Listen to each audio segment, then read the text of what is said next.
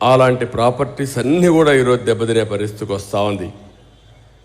మేము ఎన్నోసార్లు పోరాడాము ఈ విషయంలో. ఇది తప్పు, ఇది కరెక్ట్ కాదని చెప్పిన ఈ ప్రభుత్వం లెక్క పెట్టుకోకుండా గ్రాంట్ నీడ్ వినిదీసి ఇష్ట ప్రకారం చేశారు. ఈ సందర్భంగా ఒక ఉదాహరణ చెప్తున్నాను. గుంటూరు రంగానే శంకర్ విలాస్ మీకు గుర్తుంటుంది, ఉందా? మీకు గుర్తుందా? శంకర్ విలాస్ ఒక సర్కిలే ఉంది, అక్కడ ఒక సర్కిలే ఉంది. శంకర్ విలాస్ సెంటర్ అని ఒకటి ఉంది. అక్కడ శంకర్ విలాస్ హోటల్ ఉండేది. ఎప్పుడో వాళ్ళ పూర్వీకులు పెట్టారు. రంగనాయకమ్మ అని ఆ హోటల్ ఆవిడ రన్ చేస్తుంది. ఆవిడ చేసిన పనేంటి? ఒక సమాజ హితం కోసం ఎప్పుడైతే మీకు విశాఖపట్నంలో ఒక యాక్సిడెంట్ జరిగింది ఎల్జీ పాలిమర్స్లో, ఆ సంఘటన పట్ల ఆవిడ బాధపడింది. సమాజం ఏంటి మారిగా అయిపోతుంది, మంది చనిపోయారని. దానిపైన ఆవిడ చేసిన పెద్ద నేరం ఏంటంటే ఒక ట్వీట్ పెట్టింది, ట్విట్టర్లో ఒక మెసేజ్ పెట్టింది, దాన్ని ఖండిస్తూ కన్సర్న్ చూపించింది. అది మహా నేరమైపోయి ఆ మహిళకి శాపంగా మారిపోయింది. ఆవిడ్ని అక్కడి నుంచి వేధించారు. నువ్వు పెడతావా అని చెప్పి వేధించి కడాన ఆవిడపైన 41A నోటీస్ ఇవ్వకుండా అరెస్ట్ చేయబోతే కోర్టుకు పోయి బెయిల్ తెచ్చుకునింది. అక్కడి నుంచి మళ్ళీ వేధించారు. ఆవిడ్ని ఆ హోటల్లో ఏ విధంగానైనా సరే ముయించాలని ప్రయత్నం చేసి, తద్వారా మీరు చూస్తే ఎవరైతే ఆవిడ మీద వ్యతిరేకంగా ఉంటారో వాళ్ళందరినీ పురుకొల్పి లేని అప్పులు కూడా ఉన్నట్టు సృష్టించి వాళ్ళందరినీ ఇంటికి పంపించి బెదిరించి కడాన హోటల్ ముయించేశారు. హోటల్ ముయించేసిన తర్వాత ఆవిడ ఇంకేదో ఒక వ్యాపారం చేసుకోవాలని ఇంకొక చిన్న వ్యాపారం చేసుకోవడానికి ఇంకొకటి ఎస్టాబ్లిష్మెంట్ స్టార్ట్ చేసింది. అది స్టార్ట్ చేస్తే అక్కడ అది జరగనీయకుండా అడ్డం పడ్డారు, పర్మిషన్ ఇవ్వకుండా అడ్డం పడ్డారు. ఇంకా బతకలేక ఈ ఊరు వదిలిపెట్టి హైదరాబాద్కి వెళ్ళింది. Can you imagine this? Please ఎవరా ఒక్కసారి మీరు ఆలోచిస్తే ఎంత బాధ వేస్తుందంటే, ఈ రాష్ట్రంలో ఒక సాధారణమైన వ్యక్తులు బతికే పరిస్థితిలో ఉన్నారా అని అడుగుతున్నా.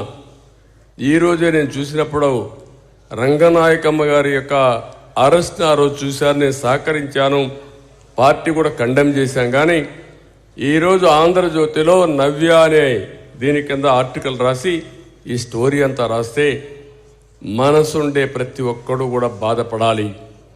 ఇలాంటి సెమీ క్రిస్మస్లో మనం మెసేజ్ చదువుకోవడం కాదు, సమాజం ఏమైపోతుందో దాన్ని కరెక్ట్ చేయడానికి ప్రతి ఒక్క రెవరెండ్ కానీ, ఫాదర్ కానీ, పాస్టర్ కానీ ప్రతి ఒక్కరు కూడా అన్ని మతాల వాళ్ళు కూడా ఆలోచించాల్సిన సమయం అని చెప్పిన బాధ.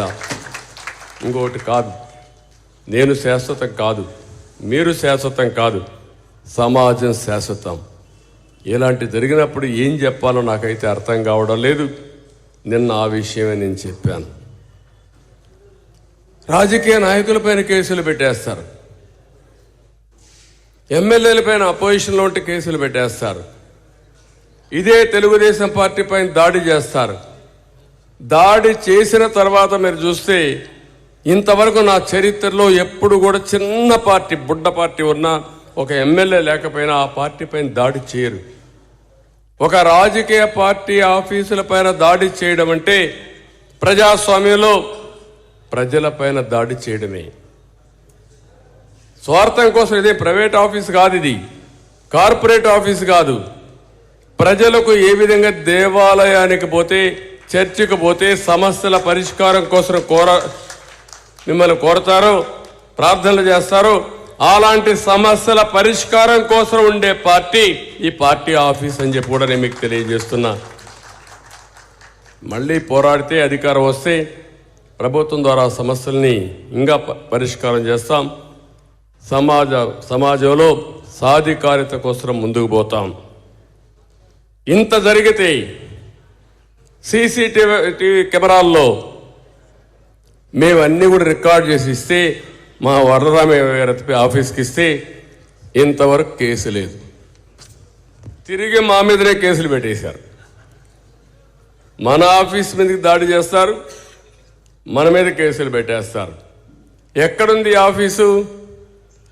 గట్టిగా అరిస్తే వినపడుస్తుంది డీజీపీ ఆఫీస్. ఇక్కడే ఉంది డీజీపీ ఆఫీస్. సిగ్గుందా ఈ డీజీపీకి అని అడుగుతున్నా. లా అండ్ ఆర్డర్ ఎట్లా మెయింటైన్ చేస్తారో మీరు ఆలోచన. బాధ, ఆవేదన ఇంకోటి కాదు. మేము చేసిన నేరం ఏంటి? ఈ రాష్ట్రంలో గంజాయి విపరీతంగా వస్తూ ఉంది, డ్రగ్స్ పెరిగిపోయినాయి, పిల్లలు నాశనం అయిపోతారు, ఇది మంచిది కాదని స్టేట్మెంట్లు ఇచ్చాం, గట్టిగా చెప్పాం. నువ్వు ఎవడు చెప్పడానికని ఈ ఆఫీసు దాడి మీదకి వచ్చారంటే ఇంకా ప్రజా సమస్యలు ఎవరన్నా మాట్లాడతారా? మీరే ఆలోచించమని మిమ్మల్ని అందరినీ కోరుతున్నా. వ్యవస్థలన్నీ కూడా భ్రష్టు పట్టిపోయినాయి. ఒక వ్యవస్థ కాదు, రోడ్లు ఎక్కడ లేవు, ఎత్తుక్కోవాలి మీరందరూ. ఆ నేషనల్ హైవేస్ అప్పుడు నేను సీఎంగా ఉన్నప్పుడు మొదటిసారిగా వాజ్పేయి గారు ఉంటే వాజ్పేయి గారు నేను చెప్పి చిన్న చిన్న దేశాలు బ్రహ్మాండమైన రోడ్లు ఉన్నాయి, మన దేశంలో రోడ్లు అధ్వానంగా ఉన్నాయి, మనం కూడా అలాంటి రోడ్లు లేరని పట్టుబట్టి ఒక పాలసీ తీసుకొచ్చాం. ఆ రోడ్డే మొదటి ప్రూఫ్ ఆఫ్ కాన్సెప్ట్ నెల్లూరు నుంచి చెన్నై వరకు. తర్వాత ఈరోజు మొత్తం గోల్డెన్ క్వాడ్రిలేటరల్ రోడ్లు వచ్చాయి. ఈరోజు అందరూ సెల్ ఫోన్లు పెట్టుకొని కూర్చున్నాం. నేను కూడా నా సెల్ ఫోన్ పెట్టుకుని ఇప్పుడు న్యూస్ అంతా చూసుకున్నా. ఆ సెల్ ఫోను లేకుండా ఆ రోజుట్లో మామూలు ఫోన్లు అయితే లైట్నింగ్ కాల్ అంటే ఒక వారంలో వచ్చేది. అది ఎక్స్చేంజ్లో కూడా పరిచయం ఉంటే వాడు చెప్తే ఏదైనా కాల్ వచ్చేది, లేకుంటే వచ్చేది కూడా కాదు. అమెరికాకు ఫోన్ చేయాలంటే మనం చేసేవాళ్ళం కాదు.